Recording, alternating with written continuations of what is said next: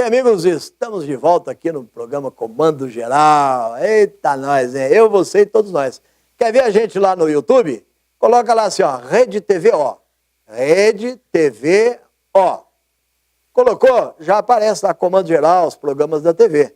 Você clica lá no Comando Geral, o Batistão tá lá, batendo um papo com vocês e tal, e coisa, e passando as matérias aqui. Jornalismo policial e serviço de utilidade pública. Paciente é espancado até a morte numa clínica de recuperação. Diz a Polícia Civil informou que o crime ocorreu após a vítima ter supostamente assediado a proprietária do local. Isso aconteceu lá na cidade de Itu, aqui em São Paulo. Pacientes prestaram depoimento e relataram a agressão à polícia.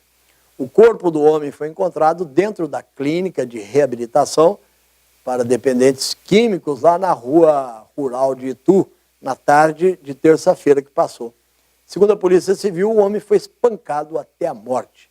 De acordo com o delegado José Moreira Barbosa Neto, o crime teria sido motivado após a vítima ter supostamente assediado a proprietária da clínica. O laudo do Instituto Médico Legal apontou, segundo o delegado, que a vítima teve politraumatismo craniano, hemorragia interna e sofreu pancadas no tórax. A Polícia Militar foi acionada e encontrou o homem em cima da cama com diversos ferimentos. 4 internos lá da clínica foram ouvidos pelo delegado e relataram a agressão. O interno, suspeito de participar do crime, foi levado para a delegacia e permaneceu preso após passar por audiência de custódia. A vítima, Márcio Ferreira dos Santos, tinha 44 anos e morava na cidade de São Bernardo do Campo, lá no ABC Paulista. A Prefeitura de Itu informou que o Instituto Parque Gideon foi fechado pela Vigilância Sanitária em janeiro deste ano. Depois de uma denúncia, os agentes flagraram que o local voltou a funcionar de forma clandestina e foi novamente interditado. A Prefeitura afirma que os proprietários da clínica não foram encontrados e as famílias dos pacientes estão sendo contatadas para relatar o assunto da situação dos clientes que estão lá fazendo tratamento. Lá tinha quarto sujo, comida armazenada de qualquer jeito, portas e janelas trancadas e dormitórios fora do padrão para muitas irregularidades constatadas pela Vigilância Sanitária. Os donos foram denunciados no Ministério Público por maus tratos. Vai dar BO para esse povo aí. Vai dar BO para esse povo, porque está reabrindo uma coisa que foi interditada, né? Foi interditada a clínica, é muito comum isso aí. E eu sei que tem promotor que protege essas clínicas que promovem maus tratos, porque para ele é interessante segurar o pessoal lá dentro da clínica, não deixar ele sair. Então ele apanha, entendeu? Ele é preso. Tem muitos casos aí que eu fiquei sabendo que se denuncia para o promotor, ele não vai lá não, porque ele apoia a clínica. A clínica tem que segurar os bandidos lá dentro. Os viciados. Mas só que os viciados, depois de viciados, promovem algazarra para fora, né? Promove assalto, roubo, crime de todo tipo. Então acabam virando um tipo bandido em tratamento. O promotor quer que fica lá, porque não tem outro lugar para pôr. Muito pelo contrário, ele até manda internar. Está vendo que está irregular, em vez de mandar regularizar, não, manda internar. Tem muitos casos, não sei se é esse aí, parece que esse aí está no rolo. A polícia encontra carro que pertence ao homem que está desaparecido e foragido em Suzano. É o seguinte, a polícia prendeu um homem de 37 anos lá em Suzano. Ele dirigiu um carro sem documentação. Além disso, ele era foragido, ou é foragido, da polícia, e o carro consta como sendo de uma pessoa que está desaparecida. Quando pesquisou lá, deixa eu ver a placa do carro, pesquisou, viu que o dono do carro está desaparecido. Como é que estranho. O carro foi localizado na rua Tacílio Gervásio, lá no Jardim Margarete, na terça-feira. E não foi encontrada nenhuma irregularidade no carro. Porém, de acordo com a polícia, o motorista não apresentou documentação. Os policiais consultaram, então, a placa do veículo e descobriram que o proprietário está desaparecido. O motorista foi levado para a delegacia de Suzano e lá a polícia soube ainda que ele possuía vários antecedentes criminais e que era foragido da penitenciária de Tremembé, onde cumpria a pena por ter sido condenado por roubo e furto. No início, o homem, o autor, Ele disse para a polícia que estava apenas dando uma volta no carro para tentar encontrar o dono do carro. Na região onde ele foi abordado, os policiais souberam, pelos moradores, que o homem estava já há vários dias circulando com o carro pela rua. A irmã do desaparecido foi à delegacia e disse que seu irmão saiu de casa no último sábado para trocar o pneu do carro e nunca mais voltou. Ela contou que tentou várias vezes contato com ele pelo celular, o celular estava desligado, não foi possível. Ainda segundo a polícia, parentes e amigos fizeram buscas nos bairros da cidade e souberam que o homem foi visto no bairro Jardim Varan com outro homem. Apesar disso, o homem continua desaparecido ainda, o dono do carro.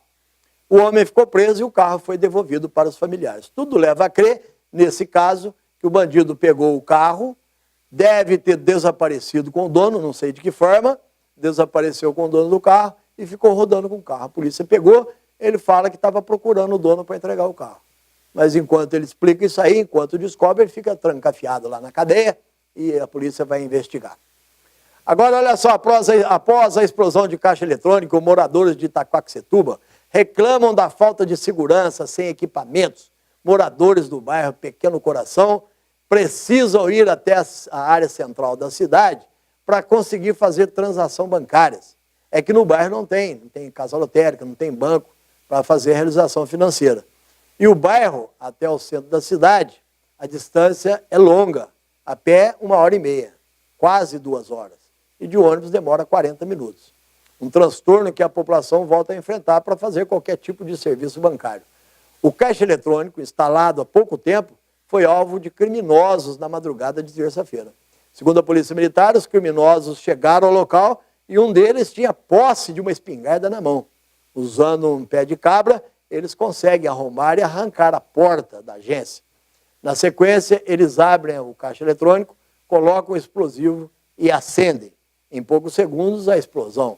O mesmo ainda com a fumaça, os criminosos voltavam ainda com fumaça, colocaram mais outro explosivo e aí acontece a segunda explosão. Depois, dessa vez, ninguém mais volta. Segundo a Polícia Militar, eles perceberam a chegada dos policiais e fugiram deixando um explosivo para trás. Foi preciso chamar o grupo de ações táticas especiais para poder detonar a bomba. O povo do bairro está muito preocupado, está longe para fazer transação bancária, né? Não tem casa lotérica, não tem nada onde possa fazer, tem que ir a pé, 2 horas a pé, ou então pegar um ônibus que demora 40 minutos, mais 40 para voltar, e lá não tem segurança nenhuma, segundo a população do bairro. Agora, olha só, um homem, tem um fato aí antigo, aquele homem que atropelou 15 pessoas, matou uma criança em São Paulo, ele foi condenado agora. Pegou 32 anos de cadeia. Renan Bento da Silva atropelou pedestres que saíam de uma igreja em 2014, lembra daquele caso? Ele fugiu do local depois de quebrar o vidro do carro. Renan Bento da Silva foi considerado culpado por homicídio, 14 tentativas de homicídio e por tráfico de droga. Segundo então a namorada, que também estava no carro no dia do acidente, ela foi absolvida, inclusive. Como o julgamento do motorista que atropelou as 15 pessoas, uma morreu. O júri que condenou Renan no Fórum de Santana começou no início da tarde de quarta-feira, dia 18, e só terminou na madrugada de quinta-feira, 19. Ao longo do dia, 8 testemunhas foram ouvidas no fórum antes do início do interrogatório do réu. A justiça planejava ouvir 14 testemunhas, mas 6 delas foram dispensadas. Testemunhas disseram que Renan estava em alta velocidade quando atingiu os pedestres que saíam da igreja lá no Jardim Brasil, na zona norte de São Paulo. O carro foi parar na calçada e bateu em outro veículo que estava parado. Renan fugiu sem prestar socorro. Carro em alta velocidade e uma morte. Cauã Israel Castro de Silva, que tinha 3 anos de idade, morreu dias depois do acidente. O condutor não possuía carteira nacional de habilitação e dirigiu o veículo lá na Avenida Roland Garros, na Vila Medeiros, em alta velocidade. De acordo com a perícia, a velocidade do carro no momento do impacto era de 118 km por hora. Além de Renan, dentro do automóvel estava a namorada do motorista e um amigo do casal. Após o acidente, mesmo com pessoas feridas embaixo, na frente do carro, Renan tentou fugir do local, acelerando. o motorista e os outros 2 ocupantes do veículo, porém não conseguiu fugir de imediato porque o veículo ficou preso entre as paredes, a parede e um automóvel e outro carro que estava estacionado no local. Eles tiveram que quebrar o vidro para fugir. Dentro do carro, a polícia encontrou drogas embaladas para venda. A criança teve morte cerebral 4 dias após o atropelamento. No mesmo dia da morte do menino, 13 de novembro de 2014, Renan se apresentou à polícia. Ele alegou que fugiu para não ser linchado e pediu perdão pelo acidente. Está perdoado, mas vai preso a si mesmo. Após ser ouvido, o homem foi levado gentilmente para a cadeia. Dorme lá, filho. Vai lá dormir lá. Vai dar explicação lá na cadeia. Como é que está nosso tempo? Nós podemos pedir o Vem da Net agora? Não tem tempo mais? Bem, amigos, então nosso programa chegou ao final, não tem mais tempo. Eu quero agradecer a todos vocês por ser fiel telespectador do nosso programa Comando Geral. E amanhã a gente vai estar junto novamente. Aliás, eu quero aproveitar o final do programa aqui, mandar um abraço para o Betinho, estilista, né? E o Freitas, que é a mesma pessoa, como alfaiate, ele é conhecido como Freitas. E como estilista, ele é conhecido como Betinho, muito famoso aqui em São Paulo. Agradecer pela nossa amizade, o nosso companheirismo. Um grande abraço, sucesso a todos vocês que trabalham junto nessa área de estilismo e tudo mais. Um abraço e a gente volta amanhã, aqui no programa Comando Geral. Eu, você e todos nós. Com Deus e até então.